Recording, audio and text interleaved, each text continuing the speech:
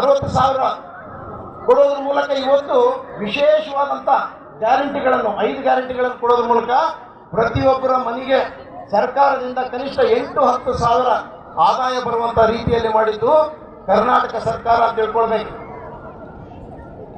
ಹಿಂದೆ ದೇಶದ ಇತಿಹಾಸ ತಾವೆಲ್ಲ ತಿಳ್ಕೊಂಡಿದ್ದೀರಿ.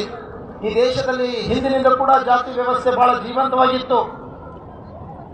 ಅದಕ್ಕಾಗಿ ಈ ದೇಶದಲ್ಲಿ ಸಾಮಾಜಿಕ, ಆರ್ಥಿಕ, ಶೈಕ್ಷಣಿಕ ಎಲ್ಲವೂ ಕೂಡ ಬಹಳಷ್ಟು ಅಸಮಾನತೆ ಇದೆ.